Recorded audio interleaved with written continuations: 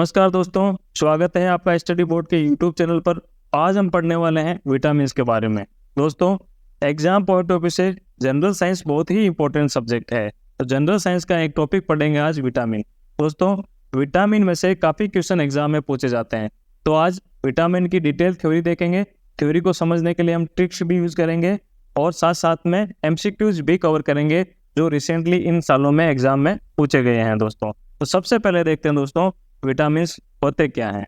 दोस्तों, विटामिन्स ऐसे कार्बनिक पदार्थ होते हैं जो हमारे शरीर को ऊर्जा नहीं देते हैं। मतलब ऐसे कार्बनिक पदार्थ है जो शरीर को ऊर्जा नहीं देते हैं, लेकिन शरीर की कई क्रियाओं जैसे मेटाबॉलिज्म, जो उपापचय क्रियाएं होती है, उनके लिए आवश्यक होते हैं। तो विटामिन्स होते हैं दोस्तों जो हमारे शरीर की रोगों से रक्षा करने के लिए भी आवश्यक है। दोस्तों, अब एक एग्जाम में और क्वेश्चन पूछा जाता है, बार बार क्वेश्चन पूछा जाता है, बहुत बार पूछा गया है, विटामिन की खोज किसने की। दोस्तों, विटामिन की खोज 1912 में एक वैज्ञानिक है, सी फंग, इनका पूरा नाम है कासिमिर फंग। इन्होंने 1912 के अंदर विटामिन की खोज की है। तो आपको याद रखना है, सी फंग ने 1912 में विटामिन की खोज की। बहुत बार एग्जाम में क्वेश्चन पूछा गया है। तो दोस्तों, अब पढ़ेंगे हम विटामिन के प्रकार के बारे में। विटामिन दो प्रकार के होते हैं, वसा में घुलनशील विटामिन और जल में घुलनशील विटामिन। वसा में घुलनशील जो विटामिन होते हैं दोस्तों वो है vitamin A, vitamin D, E और के। ये चार टाइप के विटामिन है जो वसा में घुलनशील होते हैं। और जल में घुलनशील विटामिन दो टाइप के होते हैं दोस्तों, vitamin B and vitamin C. ये दो जल में घुलनशील विटामिन होते हैं, वाटर सोल्यूबल होते हैं। ठीक है, अब देखते हैं वसा में घुलनशील विटामिन क्या है। जो विटामिन वसा में घुल जाते हैं उनको कहते हैं वसा में घुलनशील। वसा क्या है दोस्तों? फैट। तो बॉडी के फैट के अंदर घुलनशील हो जाते हैं उनको कहते हैं फैट सोल्यूबल विटामिन। अब दोस्तों, हमने विटामिन खा लिया और काफी मात्रा में खा लिया, जितनी रिक्वायरमेंट है उससे ज्यादा खा लिया, तो क्या होगा, जो अतिरिक्त विटामिन की जो मात्रा है वो क्या करेगी, शरीर के जो वसा ऊतक है, जहाँ पर बॉडी के अंदर फैट डिपोजिशन हो जाता है ना, फैट से जिससे मोटापा आता है, जहाँ पर फैट होता है, जो वसा ऊतक होते हैं, वहां पर जाके विटामिन डिपोजिट हो जाते हैं। जब भी हमें रिक्वायरमेंट होती है वहां से हमें ये विटामिन मिल जाते हैं। ये कौन कौन से हैं? Vitamin A, vitamin D, vitamin E और विटामिन के। ये चार टाइप के विटामिन जो फैट सोल्यूबल है। दूसरा आता है दोस्तों वाटर सोल्यूबल। जो विटामिन पानी में घुल जाते हैं उनको कहते हैं वाटर सोल्यूबल विटामिन। अगर हमने ज्यादा मात्रा में जल में घुलनशील विटामिन खा लिए तो क्या होगा, एक किडनी द्वारा उत्सर्जित किए जाते हैं। मतलब किडनी द्वारा यूरिन के थ्रू बॉडी से बाहर निकल जाते हैं। मतलब ये विटामिन जो है, विटामिन बी और सी, बॉडी के अंदर कहीं पर डिपॉजिट नहीं होते हैं। अगर ज़्यादा मात्रा में होते हैं तो किडनी द्वारा बाहर निकाल दिए जाते हैं।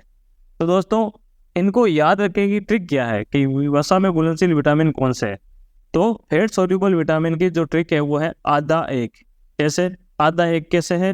Vitamin A, vitamin D, E और के। ए डी का क्या होगा? आधा। ए का ए, धागा डी, और ई के का होगा ई और के। तो आधा एक करके आप विटामिन जो वसा में घुलनशील है उनको याद कर सकते हैं। कई लोग इसको कीड़ा, के ई डी ए, के ई डी ए, ऐसे करके भी याद करते हैं। आप आधा एक या कीड़ा कैसे करके आप जो फैट सोल्यूबल विटामिन उनको याद कर सकते हैं। वाटर सोल्यूबल विटामिन को याद करने की ट्रिक है WBC। आपने नाम सुना होगा, RBC और WBC। तो WBC आपको यहाँ ध्यान रखना है, W फॉर वाटर और BC का मतलब vitamin B and vitamin C. Water soluble vitamin है बी एंड सी। तो ये दोस्तों हो गए विटामिन जो हमने यहाँ पे 6 टाइप के विटामिन पढ़े, जो फैट सोल्यूबल भी है और वाटर सोल्यूबल भी। तो दोस्तों, अब देखेंगे विटामिन के रासायनिक नाम, जिनको हम कहते हैं chemical name. Vitamin A, B, C, D, E और के। ठीक है, ये अल्फाबेटिकली ऑर्डर में है। इसके साथ ही हम ट्रिक समझेंगे। ठीक है, जैसे विटामिन ए का नाम है दोस्तों रेटिनोल या रेटिनन। बी का नाम है दोस्तों थाइमिन, ये B1 का नाम है, आगे देखेंगे और भी डिटेल में। विटामिन सी का नाम है एस्कॉर्बिक एसिड। विटामिन डी का नाम है कोलेकैल्सिफेरॉल। विटामिन ई का नाम है दोस्तों टोकोफेरॉल। विटामिन के का नाम है दोस्तों फाइलोक्विनोन। इसको याद रखने की ट्रिक है दोस्तों, रक्त पर एक टॉफी। कहाँ पर? रक्त पर एक टॉफी। रे से नाम है दोस्तों रेटिनोल, थे से दोस्तों नाम है थाइमिन। ठीक है, तो रक्त हो गया रे और थे, एक टॉफी। एक से एस्कॉर्बिक अम्ल और के से कोलेकैल्सिफेरॉल। अब आता दोस्तों टॉफी, टो से टोकोफेरॉल और फी से फाइलोक्विनोन। तो ये हो गया दोस्तों रक्त पर एक टॉफी। तो विटामिन के रासायनिक नाम याद करने का एक ट्रिक है। तो आप ध्यान रखना, इस ट्रिक को याद रखते वक्त जो विटामिन के नाम जब लिखेंगे वो अल्फाबेटिकली ऑर्डर में होना चाहिए, A, B, C, D, E और लास्ट में आता है विटामिन के। तो ये हो गया रासायनिक नाम। बट दोस्तों यहाँ पे विटामिन जो बी कॉम्प्लेक्स है तो उसके अंदर 8 टाइप के विटामिन होते हैं, देखो 4 और 4 8, ठीक है। तो अभी जो हमने नाम याद किया था थायमिन, वो विटामिन B1 का, ठीक है।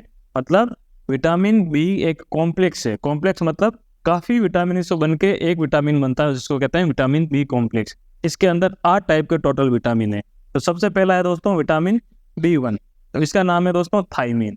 B2 का नाम है राइबोफ्लेविन, ये केमिकल नाम है दोस्तों, ठीक है। B3 का नाम है नियासिन, और B5 का नाम है दोस्तों पेंटोथेटिक अम्ल। B6 का नाम है दोस्तों पायरिडोक्सिन। B7 का बायोटिन। B9 का फोलिक एसिड। B12 का दोस्तों साइनोकोबालेमिन। ये हो गए दोस्तों विटामिन बी कॉम्प्लेक्स के केमिकल नाम। इसको याद रखने की ट्रिक अब समझते हैं दोस्तों। ट्रिक है थाराबाई नई पेंट पर बड़ा फंसा। थाराबाई नई पेंट पर बड़ा फंसा। थारा का दोस्तों था का थायमिन, रा का आ गया राइबोफ्लेविन। बाई को यहाँ नहीं रखेंगे, नई पेंट का, नई से नियासिन, पेंट का पेंटोथेटिक अम्ल, पर पायरिडोक्सिन, बड़ा का दोस्तों यहाँ पर होगा बायोटिन, ए से फोलिक एसिड और से साइनोकोबालेमिन, ठीक है। ये हो गए दोस्तों विटामिन बी कॉम्प्लेक्स के केमिकल नाम। यहाँ पर आप ध्यान रखना, सारे नाम याद नहीं रहे तो 3 नाम आपको याद बहुत इंपॉर्टेंट रखने हैं। पहला है दोस्तों विटामिन B1, B2 और B12। ये बहुत ही इंपॉर्टेंट विटामिन है जो बॉडी की रिक्वायरमेंट होती है। इनसे जो संबंधित जो बीमारियां हैं वो भी बहुत इंपॉर्टेंट है, वो जो आगे देखेंगे। तो ये 3 विटामिन आपको पक्के याद होने चाहिए, B1, B2, B12, ठीक है। अब आता है दोस्तों फैट सोल्यूबल विटामिन के सोर्सेज। हम देखेंगे कौन सा विटामिन हमें बॉडी की रिक्वायरमेंट के अकॉर्डिंग कहाँ से मिलेगा, मतलब क्या खाने से हमें वो पर्टिकुलर विटामिन मिलेगा। तो विटामिन ए का अगर सबसे पहले बात करें तो विटामिन ए के सोर्सेज है कोड लिवर ऑयल, ब्रोकली, शकरकंद, मक्खन, पालक, पनीर, अंडे, गाजर, खरबूजा और दूध। ये कुछ चीज़ें अगर हम खाएंगे तो हमें विटामिन ए की जो ज़रूरत है वो पूरी हो जाएगी। जैसे अंडे, गाजर, दूध और मक्खन वगैरह खाएंगे तो विटामिन ए की जो रिक्वायरमेंट है बॉडी की वो हमारी पूरी हो जाएगी। विटामिन डी, आप सबको पता है विटामिन डी कहाँ से मिलता है, सूर्य की किरणों से। मतलब धूप में अगर हम रहते हैं तो हमें विटामिन डी की पूरी भरपाई हो जाएगी। इसके साथ साथ डेयरी उत्पाद, जो भी मिल्क प्रोडक्ट है वहाँ से हमें विटामिन डी मिल जाएगा। अंडे की जर्दी, मशरूम, वसा युक्त मछली, जो फैटी फिश होती है ना, वहाँ से भी हमें विटामिन डी मिल जाएगा। विटामिन ए की बात करें दोस्तों, जो वेजिटेबल ऑयल है वहाँ से, जो सीड्स होते हैं या मेवा हो गया, गेहूं के बीज से, कीवी से, हरी पत्तेदार सब्जियों से हमें विटामिन ई की जो पूर्ति है वो बॉडी के लिए हम कर सकते हैं। अब आता है दोस्तों विटामिन के, बहुत ही इंपॉर्टेंट विटामिन है विटामिन के। कैसे? हरी पत्तेदार सब्जियां, कद्दू, ब्रोकली, अंजीर। ब्रोकली क्या होती है दोस्तों, एक गोभी है, फूल गोभी, उसका ग्रीन कलर की होती है, ठीक है। तो वो ब्रोकली होती है, वैसी टाइप की होती है, ठीक है, उसी ग्रुप की है। तो ये विटामिन के का सोर्सेज है। इंपॉर्टेंट क्यों है आगे देखेंगे, किस काम के लिए विटामिन के है वो भी आगे देखेंगे। तो ये थे फैट सोल्यूबल विटामिन जिनके सोर्सेज के बारे में हमने पता किया, कहाँ से हमें ये मिलते हैं। अब देखेंगे दोस्तों वाटर सोल्यूबल विटामिन है, उनके सोर्सेज कहाँ से। विटामिन B1 की बात करें तो साबुत अनाज से, दूध, मांस और शतावरी जैसे इन चीज़ों से B1 मिलता है। B2 विटामिन की बात करें तो ऑर्गन मीट। ऑर्गन मीट क्या होता है दोस्तों, जो जैसे हार्ट हो गया, लीवर, किडनी, इनसे अगर अब मीट बनता है, लीवर हो गया, इनसे अगर जो मीट मिलता है, इनसे खाते हैं तो विटामिन 2 मिलता है। इनको ऑफल्स भी कहते हैं, ठीक है। ऑफल्स मीट से विटामिन B2 मिलता है। फलियां, अनाज, ब्रोकली, शराब बनाने का जो खमीर होता है, उनसे विटामिन B2 मिलता है। B3 की बात करें तो दोस्तों मूंगफली, अंडे, टमाटर, हरी सब्जियां, मांस, मछली, इनसे B3 हमें सोर्स के रूप में मिलता है। B5 की बात करें तो मांस, ब्रेड, आलू, मुर्गी पालन या दही। मुर्गी पालन से, वहाँ पे जो मुर्गी खाने से, मुर्गी पालन नहीं है, मुर्गी खाना है, ठीक है, वहाँ से B5 हमें मिलेगा, मुर्गी के मांस से। अब आता दोस्तों B6। विटामिन B6 मिलेगा मांस से, मेवे से, केले से, आलू से, इनसे B6 हमें मिलता है। B7 की बात करें तो फल, अंडे की जर्दी, लीवर, पनीर, इससे B7 हमें मिलता है। B9 की बात करें तो साबुत अनाज, दूध, मांस, अनाज और शतावरी से B9 हमें देखने को मिलता है। B12 बहुत ही इंपॉर्टेंट विटामिन है दोस्तों। इसका अगर हम देखेंगे सोर्स तो सबसे पहले है ऑर्गन मीट, ऑफल्स, जिसको कहते हैं फलियां, फोर्टिफाइड ब्रेड, अनाज, ब्रोकली, इनमें से कुछ जो सोर्स हैं, इनमें से हमें विटामिन B12 में हमें देखने को मिलता है। तो दोस्तों ये देखें हमने विटामिन फैट सोल्यूबल और वाटर सोल्यूबल विटामिन के सोर्सेज, कहाँ से हमें कौन सा विटामिन मिलता है। अब आता है दोस्तों विटामिन की कमी से होने वाली डिजीज या बीमारियां। मतलब हमें अगर विटामिन ए अगर नहीं मिल रहा बॉडी को तो कौन सी बीमारियां हो सकती है, या विटामिन ई नहीं मिल रहा बॉडी को तो कौन सी बीमारी होगी, वो अब देखते हैं। तो विटामिन ए है, उससे होती है दोस्तों रेतौंधी। क्या होता है? नाइट ब्लाइंडनेस, रात को नहीं दिखता है। ठीक है, विटामिन ए की कमी से। प्रतिरक्षा प्रणाली में कमी, जो बॉडी की डिफेंस मैकेनिज्म है, ठीक है, तो बॉडी का इम्यूनिटी सिस्टम है वो कमजोर हो जाता है विटामिन ए की कमी से। और एक बीमारी और है कीटोमलेशिया, ये कुछ बीमारियां जो विटामिन ए की कमी से होता है। विटामिन डी की बात करें तो दोस्तों रिकेट्स और ऑस्टोमलेशिया, ठीक है, ये बोन से, हड्डियों से संबंधित बीमारियां हैं जो विटामिन डी की कमी से होती है। विटामिन ए की बात करें तो दोस्तों एनीमिया, यानी बॉडी में खून की कमी, इसको कहते हैं रक्ताल्पता या एनीमिया, तो विटामिन ई की कमी से होती है।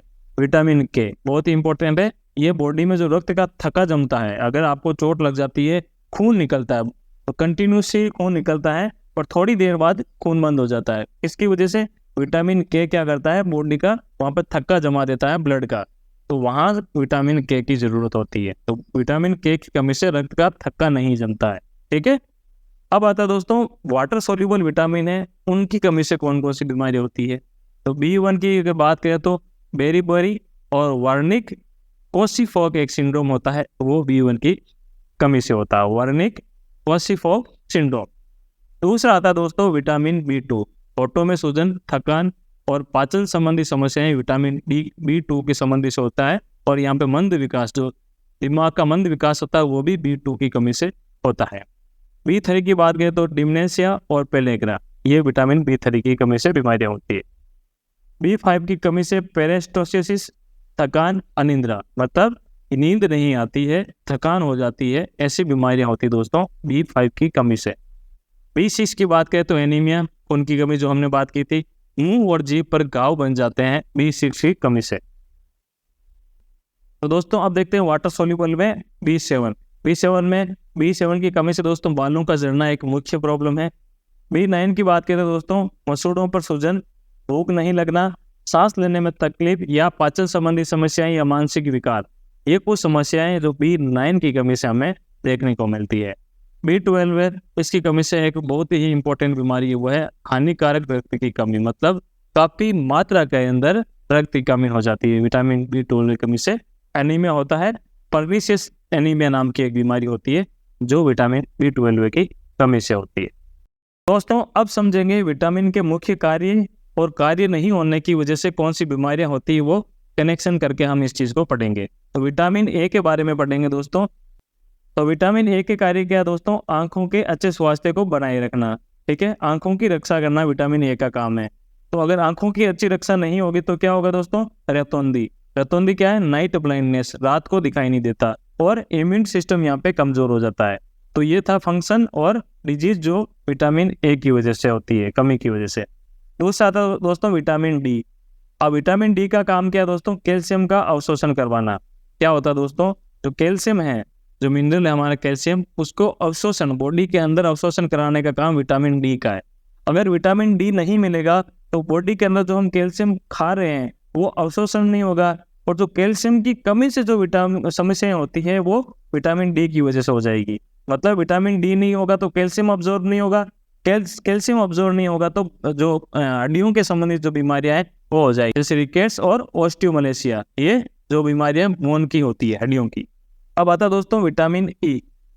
विटामिन ई की कमी से होता है दोस्तों रक्ताल्पता, जो हमने पढ़ा एनीमिया। तो विटामिन ई के फंक्शन क्या है वो देखते हैं। एंटीऑक्सीडेंट और कोशिका भित्ति की रक्षा करना, ये विटामिन ई के प्रमुख फंक्शन है, कार्य है। विटामिन के की बात करें दोस्तों, ये बॉडी के अंदर रक्त का थक्का जमाने के लिए आवश्यक है। अगर विटामिन के की कमी होगी तो क्या हो जाएगा, रक्त का थक्का नहीं जमेगा। ठीक है, साधारण सी बात है। अब आते हैं दोस्तों वाटर सोल्यूबल विटामिन के कार्य की बात करें तो विटामिन B1 की बात करें तो क्या करता है, विभिन्न एंजाइमों का उत्पादन करता है, जैसे जो शरीर में रक्त की शर्करा को तोड़ने का काम, जो बॉडी का ग्लूकोज होता है या बॉडी का कार्बोहाइड्रेट होता है उसको तोड़ने के जैसे एंजाइम को उत्पन्न करना हो, वो B1 का कार्य है। विटामिन B2 की बात करें तो दोस्तों कोशिकाओं की वृद्धि करना और विकास करना, हमारे द्वारा जो भोजन किया गया उनकी चयापचय क्रियाएं होती है उनके लिए B2 आवश्यक है। अब इसकी कमी से क्या होगा, पाचन संबंधी जो विकार हो जाते हैं वो हो जाता है, बॉडी की थकान हमें महसूस होगी। B3 की बात करें तो दोस्तों शरीर की कोशिकाओं का विकास करना B3 का काम है, अगर नहीं होगा तो डिमेंशिया जैसी बीमारी हो जाती है। B5 की बात करें तो दोस्तों ये शरीर में आवश्यक ऊर्जा और हार्मोन का उत्पादन करता है, अगर नहीं होगा तो क्या होगा, थकान और अनिद्रा जैसी बीमारियां यहाँ पे देखने को मिलेगी विटामिन B5 की कमी से। B6 की बात करें तो दोस्तों ये क्या करता है, B6 का काम क्या है, जो शरीर में लाल रक्त कणिकाएं क्या होता है दोस्तों, RBC रेड ब्लड सेल जो होती है उनके निर्माण के अंदर विटामिन B6 का काफी योगदान है।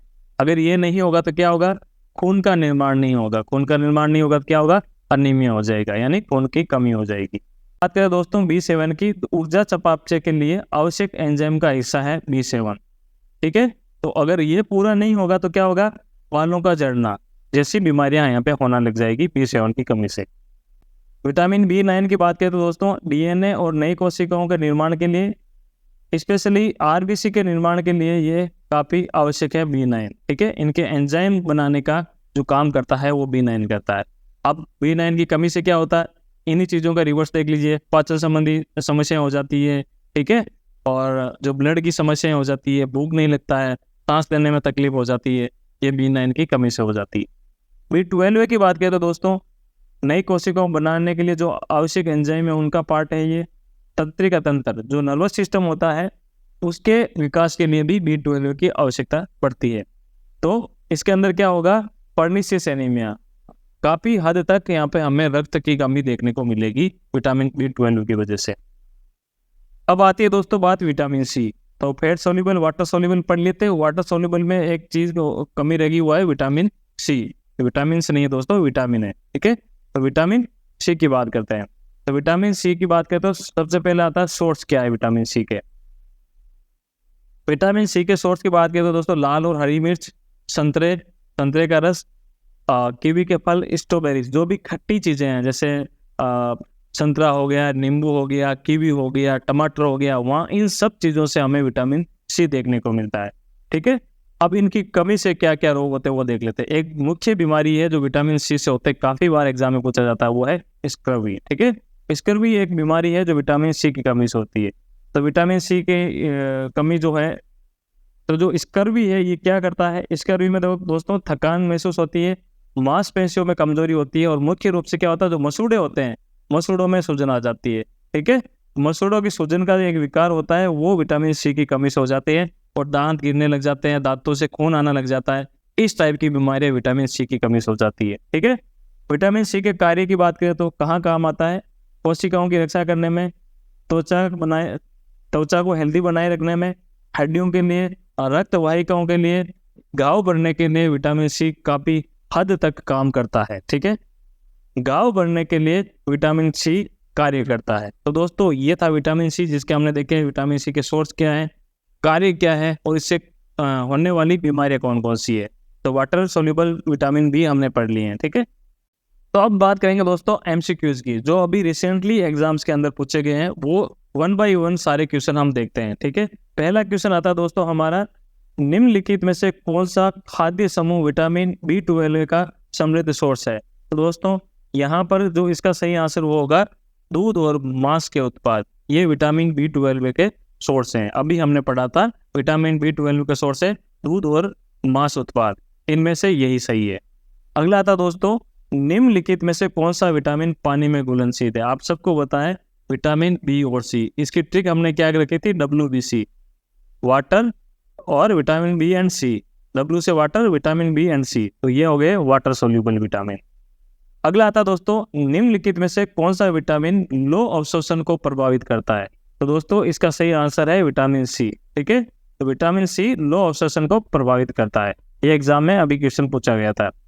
निम्नलिखित में से कौन सा विटामिन सामान्य रूप से वर्क में बनता है। वर्क क्या है दोस्तों, किडनी के अंदर, तो वहां पे इसका सही आंसर है दोस्तों विटामिन D। अगला क्वेश्चन आता दोस्तों, आमतौर पर इस्तेमाल किए जाने वाला विटामिन B कॉम्प्लेक्स कितने विटामिनों से युक्त होता है। दोस्तों अभी हमने पढ़ा था तो विटामिन B है, 8 टाइप के विटामिन से बना होता है। तो इसका सही आंसर है 8। किस विटामिन की कमी के कारण भोजन में कैल्शियम के अवशोषण की दर कम हो जाती है? अभी हमने बात की थी जो विटामिन डी है दोस्तों, विटामिन डी क्या करता है, जो कैल्शियम एब्जॉर्ब करने की कैपेसिटी बढ़ाता है, और कैल्शियम एब्जॉर्ब करने की कैपेसिटी बढ़ती है तो जो हड्डियों से संबंधित बीमारियां हैं वो नहीं होती। ठीक है, ये ध्यान रखना आप। अगला आता है हमारे शरीर में विटामिन के की कमी के कारण क्या होता है। तो दोस्तों अभी हमने बात की थी जो विटामिन के है वो बॉडी के अंदर ब्लड का थक्का जमाने के लिए आवश्यकता है, यानी ब्लड की क्लोटिंग के लिए आवश्यक होते हैं। तो इसका सही आंसर है रक्त का थक्का देरी से जमता है विटामिन के की कमी से। अगला क्वेश्चन है दोस्तों, निम्नलिखित में से कौन सा विटामिन टोकोफेरोल है? तो विटामिन ई को हम टोकोफेरोल नाम से जानते हैं, केमिकल नाम से। नेक्स्ट क्वेश्चन है दोस्तों, खट्टे फलों में कौन सा विटामिन प्रचुर मात्रा में मिलता है? अभी हमने बात की थी टमाटर हो गया, नींबू, संतरा, इनमें विटामिन सी प्रचुर मात्रा में हमें देखने को मिलता है। अंतिम क्वेश्चन है दोस्तों हमारे यहाँ पे, निम्नलिखित में से किस विटामिन को नियासिन के नाम से जाना जाता है? आपको बताया था विटामिन B3 को नियासिन के नाम से जाना जाता है। तो दोस्तों ये थी आज की क्लास जिसके अंदर हमने पढ़ा विटामिन, उसकी ट्रिक्स और उससे संबंधित जो भी बीमारियां या सोर्सेज है वो हमने आज की क्लास में जाने। उम्मीद है आज की क्लास आपको पसंद आई है। हमारा चैनल सब्सक्राइब करें, अपने दोस्तों के साथ ये वीडियो शेयर करें, और मिलते हैं हम अगली क्लास में एक नए टॉपिक के साथ। तब तक के लिए नमस्कार, जय हिंद।